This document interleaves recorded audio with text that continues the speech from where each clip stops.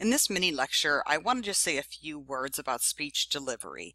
Now, we're going to get into this in more detail the week before your informative speech is due, but I wanted to just highlight a few things as we move into the first introductory speech.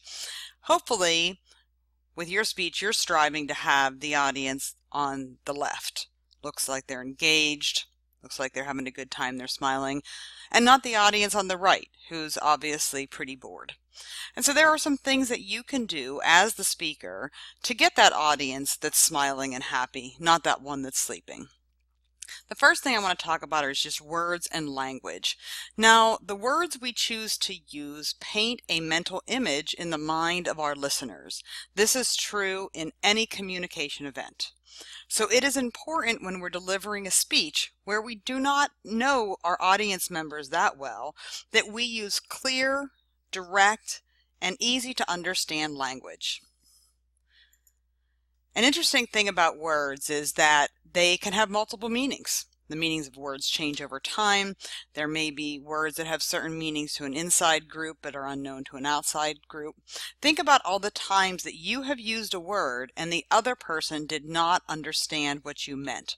Having two teenagers at home, this happens to me all the time.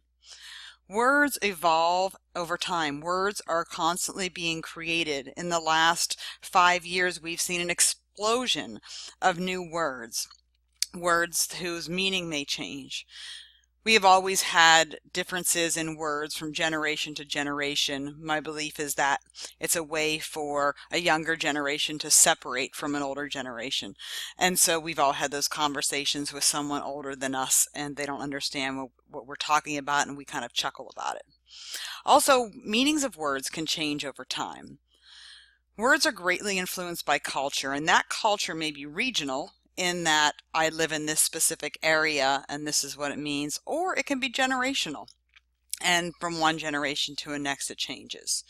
Just a few examples. The word gay used to only mean happy. Awful used to mean full of awe, which would mean like, wow, that's amazing. Do you drink pop or do you drink soda? I grew up in Pittsburgh, or near Pittsburgh, and there's a lot of Pittsburghese. For those of you who have traveled to the western part of the state, you may hear some words that you don't really know what they are. There's a funny story. When we moved to New Jersey when I was in my sophomore year, my mom went to the grocery store and ordered a pound of jumbo, and they didn't know what she was talking about. Well, in Pittsburgh, jumbo is just bologna, and but in North Jersey, jumbo is not bologna. And so I just put this little clip on here to show you. One of the funny things is came up in a discussion in a virtual class I had, and I was looking through this and I saw Kennywood's open and I started to laugh because I forgot that we used to say that all the time.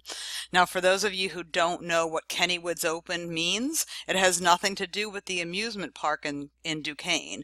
It happens to mean you said that to somebody if their zipper in their pants were unzipped. You'd say Kennywood's open, and that would be a sign that they need to zip up their pants.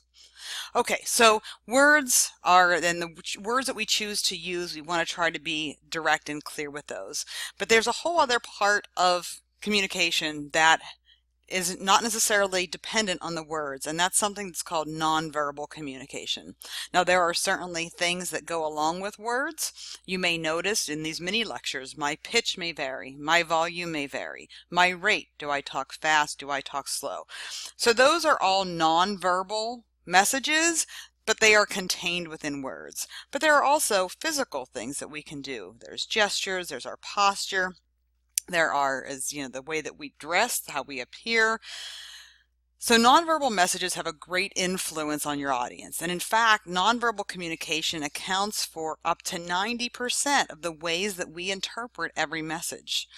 Now, in a public speaking situation where it is a little more formal, we certainly need to be mindful of our nonverbal communication and our nonverbal messages, but they may not be exactly the same as they would be if we were out having dinner with a friend.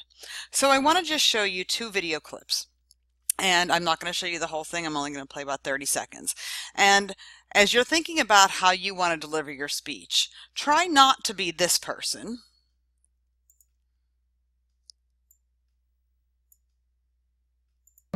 Of the Starr County Republican Party Executive Committee, good evening. And thank you, not only for your attendance, but for allowing me the opportunity to speak. My name is Phil Davison, and I am seeking our party's nomination for the position of Starr County Treasurer on November 10th. November of 2010, excuse me. In terms of my background, I am from the village of Minerva, where I am serving my 13th year of elected service as a Minerva Council member.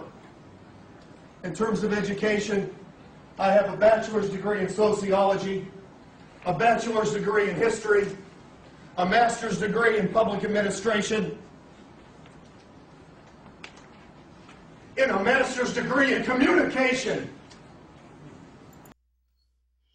Okay, so I wanted to play to that point because I'm going to say that maybe he didn't learn that much from his master's degree in communication. That would be an example of how to not deliver a speech. And you see that, he's pacing a lot. He just sounds angry. If you were a person sitting in that audience, is this a person that you would want to listen to for a long period of time? So let's contrast that with this speech where, and trying to keep politics out of it, let's just look at the qualities of this particular speaker. Honor of my life, and I hope I've made you proud. For all the young people in this room and those who are watching, know that this country belongs to you, to all of you.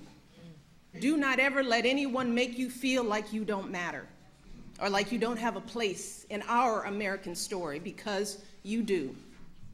And you have a right to be exactly who you are. I want our young people to know that they matter, that they belong. So don't be afraid. You hear me? Young people, don't be afraid. Be focused.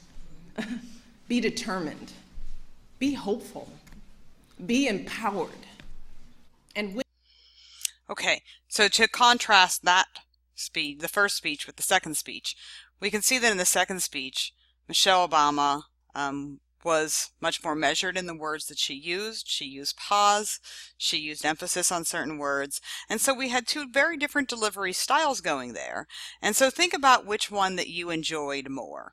Now, you may have laughed a little bit with the first one, and maybe it was a little bit funny, and that's true. But if you had to sit through a speech, which one would you rather listen to?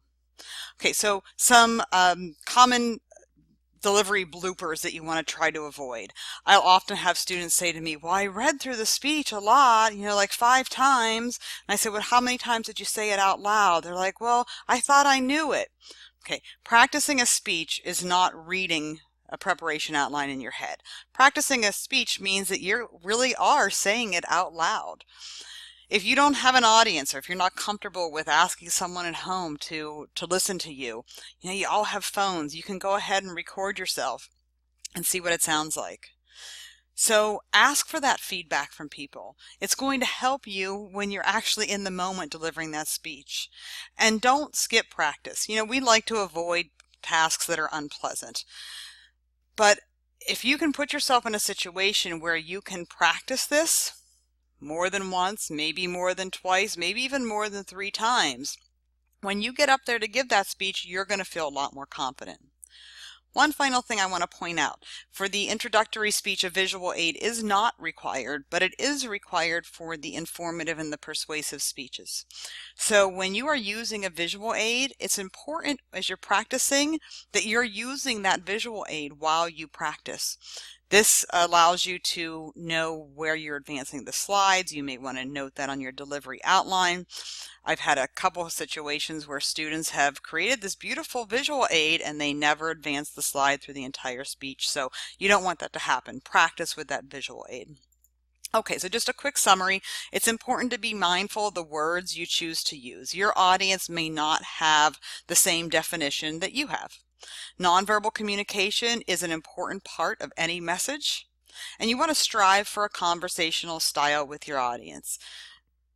The more relaxed that you can be and just having a conversation with us, the better that an audience is going to receive that message. And remember, if you're using a visual aid, be sure to practice using that visual aid.